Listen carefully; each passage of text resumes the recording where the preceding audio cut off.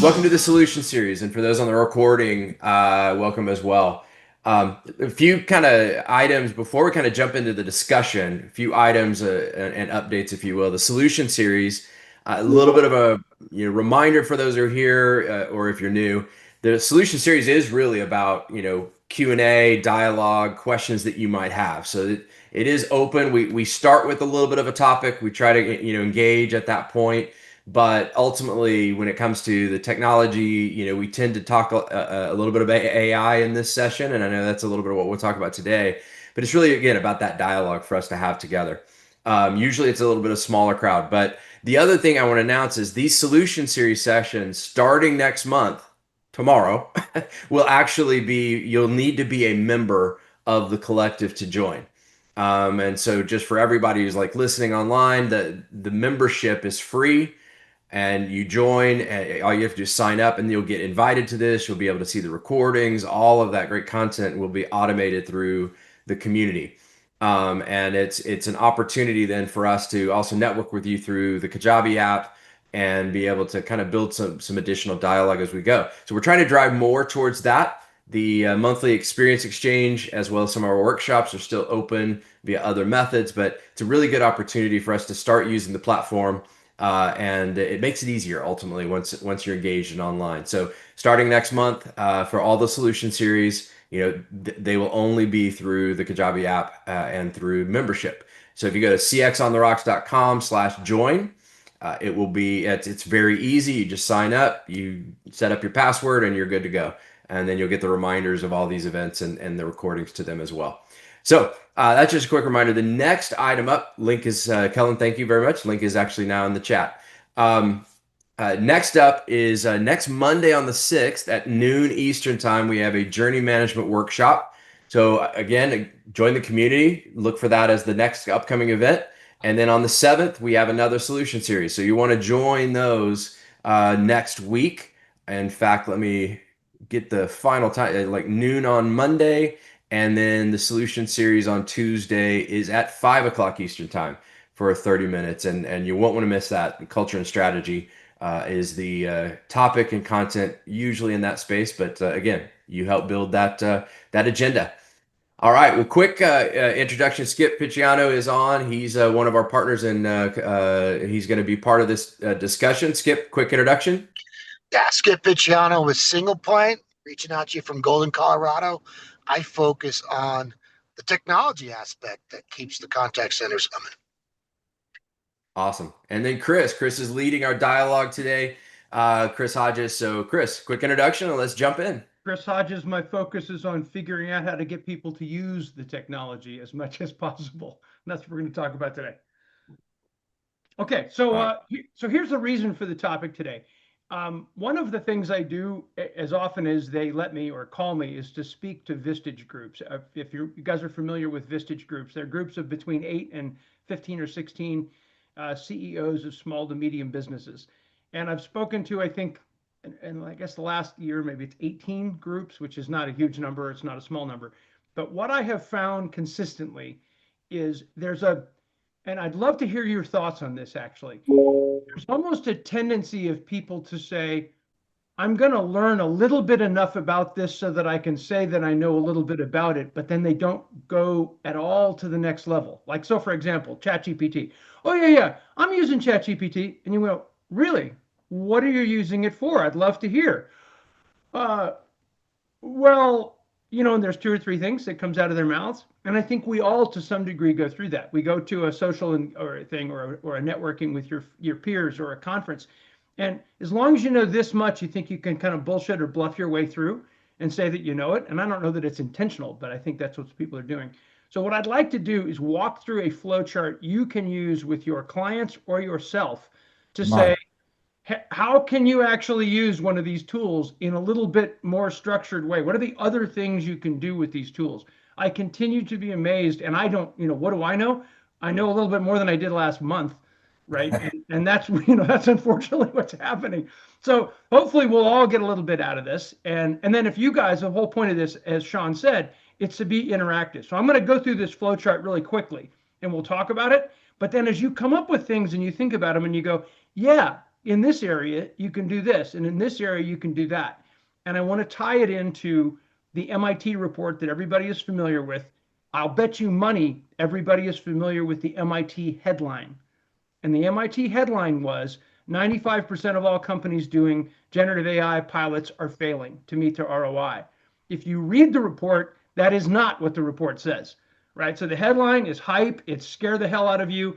You know, the world's coming to an end. But the truth is, what's happening is that how they choose to implement these things and how they choose to measure them can drive a really ugly number.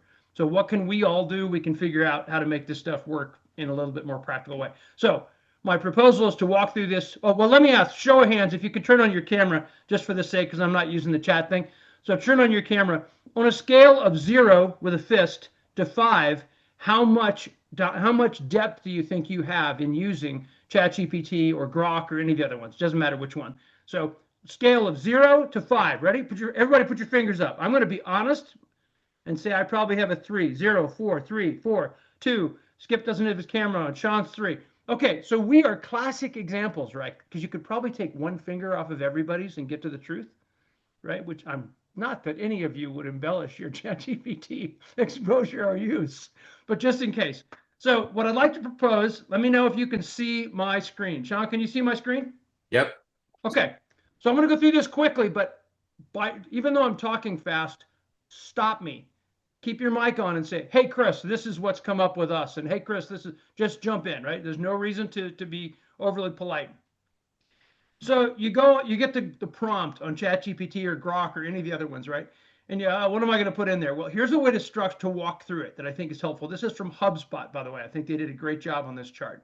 So you're identifying the task you need assistance with. The first point is anything we're doing, I think, in our organization, any problem we need an answer to.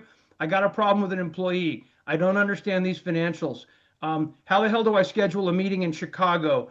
Whatever, right? I think it's all worth saying, could I get it out of ChatGPT or one of these tools?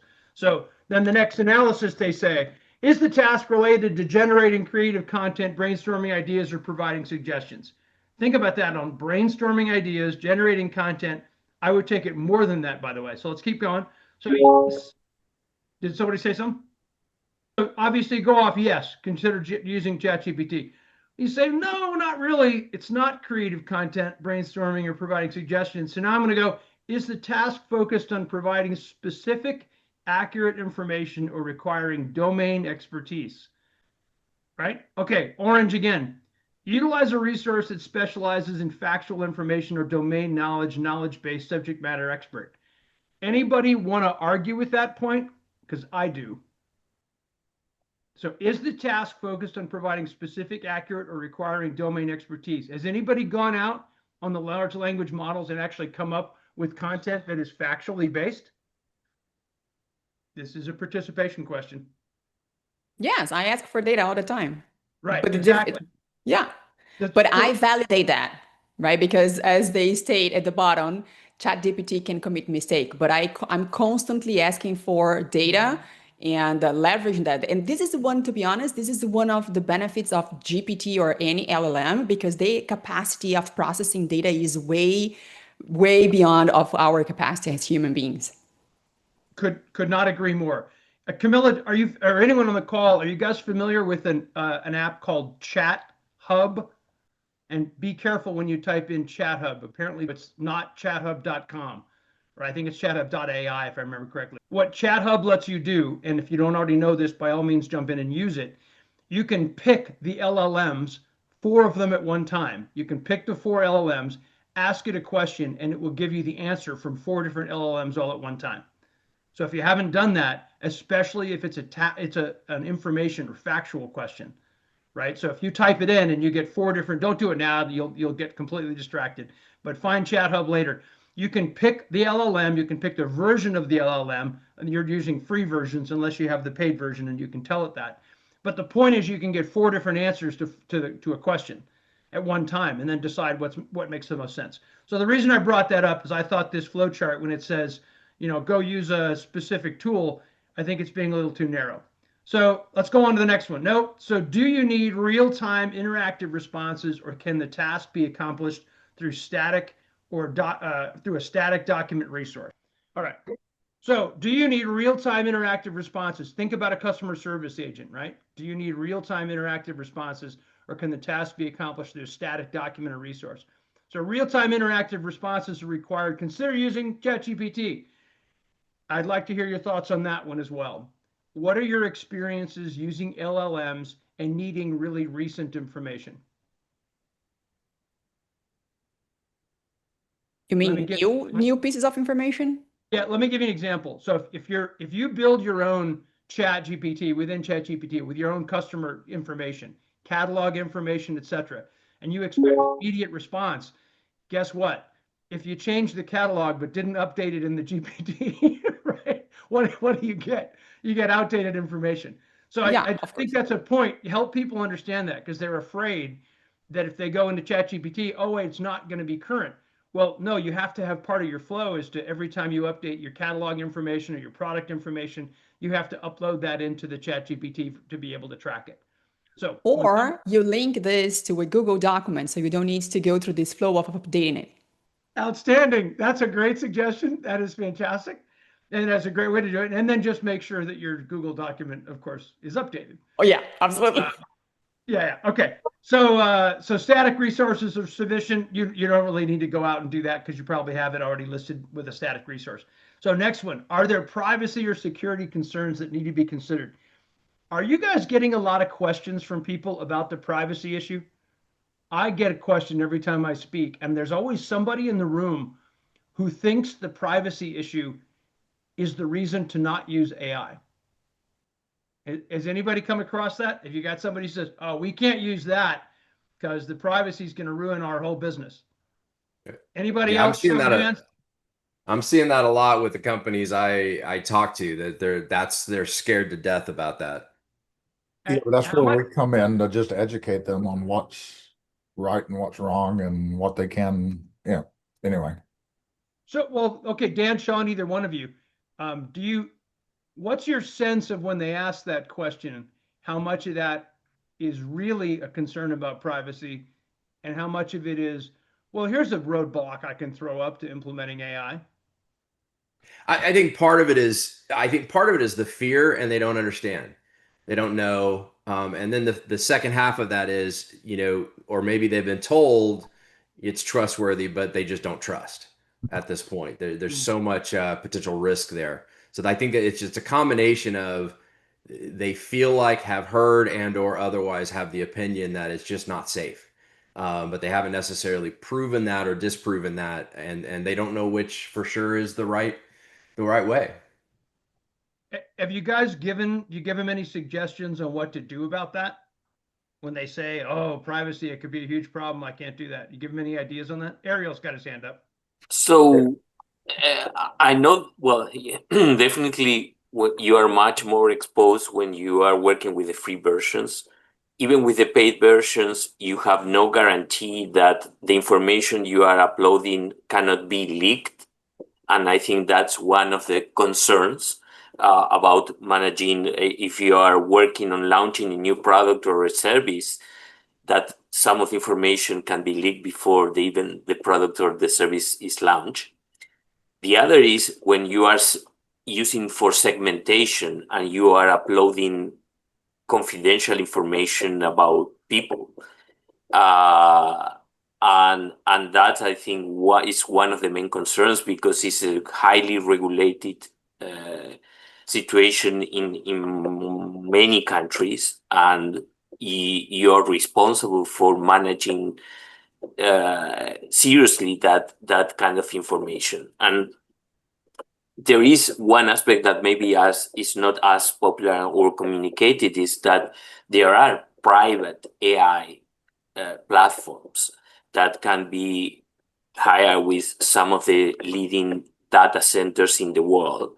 The problem sometimes is that if you get into those private AI platforms, definitely you get much more security in the information that you manage, but maybe all the updates that these more well-known platforms are doing on a daily basis cannot follow in that private platforms. But definitely in terms of confidentiality and security, that provides that safeness that companies are concerned about. Very good point. I want to offer two suggestions to people when that comes up, and it's either for you, you're doing it yourself, or you're talking to a client. One is you, of course, can say, don't use any of my information for training. Whether or not that's true, who knows, right? That's what you think you can say. The other one, which is a little bit closer to bulletproof, is to run all of your information through an RPA tool and change all the personal identifiable information. So then you run and you change John to Apple and Jane to pencil, or whatever. You come up with whatever terms, random words you want to use, and then you can get the power of the analysis and then do it backwards, and you're really effectively completely clear. Now, if somebody really knows what they're doing, they could probably still do correlation and get down to individual people. But the reason I brought this up is I'm sorry to say this because I'm on this edge of the curve as well. Older people use that as a bullshit excuse not to use AI. They're desperate to come up with some reason to say, you young people, I don't know what the hell you're doing, but this is going to ruin the whole business, right? It's just not a Luddite response to say why you can't use AI. So I use it kind of as a quick litmus test in a room full of 15 people. I know someone is going to say that. And the other thing they're going to say is, what about the moral implication in discriminating against transgender people or some other political agenda? Somebody in the room always comes up with one of those as well. And or the environment, they say the AI data centers are producing too much CO2. And you think I'm making this up, but I'm not. After 18 Vistage presentations, somebody says it in every room. This is just, again, just a flow to kind of help thinking about it. We talk about privacy concerns. So what they say, evaluate as ChatGPT. I'm right. You probably can't see my mouse. I'm on the yes on the left-hand side. Evaluate if ChatGPT is suitable given the confidentiality requirements. If strict privacy measures are necessary, internal team, I don't like that. Internal team collaboration, that's possible, but I think you can also just do your own ChatGPT and sanitize the data. And the task benefit from human judgment or intuition. I think everybody, here's a point I'd like to get your thoughts on. Can it benefit from human judgment? No. Use ChatGPT. What do you guys think about people who are using ChatGPT as coaches to work with their employees and improve their employee performance by feeding in my employees doing X, Y, and Z? What do I do to try to manage that employee? Because that is a major issue in the customer service and customer excellence space. And I'll take off the screen share. So the key point is you're using it to augment your human judgment. Thoughts on that? As long as it's just go augmenting, ahead. you don't just Go ahead, go Dan. at 100%. As long as it's just augmenting and you still look at what it comes back with and you put the human nature, human touch back to it, if that makes sense. Anybody else? Allison, your thoughts on augmenting the human judgment side using the ChatGPT to then go manage employees or team members? 100%. I don't think that ChatGPT should exist or LLMs should exist to replace humans, except for mindless tasks, perhaps, which then free up humans to deal with the more emotional or the more complex cases. I think certainly when it comes to managing employee performance, those are humans and that's emotional. And I think you absolutely need humans to sort of manage and really call the shots, even if that's with help from an LLM. Yeah, I'm wondering, you guys remember the book Men Are From Mars and Women Are From Venus? You remember that? It's about 20 years old. And maybe it's more than that, I don't remember. But the entire premise was that men think differently and women think differently. But what if you expand that and you say, look at all those personality types we have, like the Myers-Briggs, personality types. And what I would like to hear from people is, are they feeding in, here are my team's personality types? Based on whatever diagnostic you went on, right? You went on one of the diagnostic models. Here are my team's personality types. Now, I'm having a bit of a challenge with Allison. And Allison is an ENTP, Sagittarian, blood type, O positive, or whatever these characteristics are. Can it give you better ways to optimally manage Allison or Chris? Has anyone done anything with that? I haven't done that specifically, but I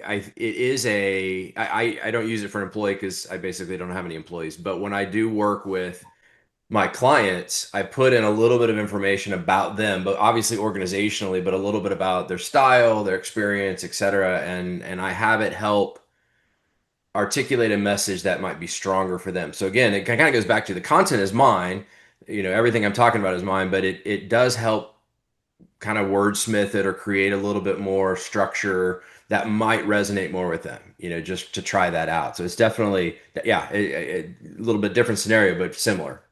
No, it's related. And in the CX world, what I think is going to happen, and I haven't heard anyone, I'm looking for somebody to give me an example of this. It won't be long until when the phone rings, you've already done the sentiment analysis of every customer you've got.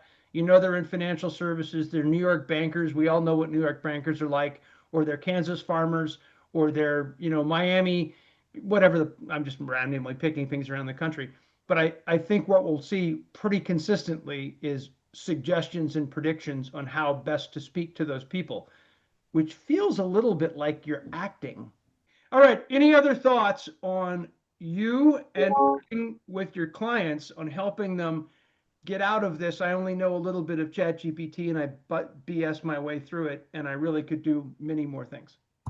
Yeah, I think this is where I see it a lot. As a conference over the last couple of weeks, two different conferences, and this comes up, because about half the sessions are about AI, different versions of it, and the audience, is many of them are struggling with, I feel like I'm behind. I need to use it, but I'm not sure how, and it ends up it is a fear, and we've talked about that before, kind of that that fear of, and I think most of our conversations though are end up less about the technology and the AI itself and more about what do you want and need to do Yes. in your business with your team, and I think it's a fundamental shift, I believe, for us when we consider AI is we're focused on it as this thing and method and so forth and tool that's going to do stuff when our focus should be on, well, what I need to do is this, and then you bring the AI into the conversation after you've already figured out the strategy, the purpose, and everything. And everybody's nodding because that's what we do, right? When we consult with the companies we work with is exactly that. But that's not natural for the audience. Any of you really kind of dug into that and understood why doesn't I know we're training them and educating them to do that, but what is that knee-jerk reaction of of thinking about it almost what we would say the opposite way? What do you feel that the people out there are really those that we're talking to or why they think that way?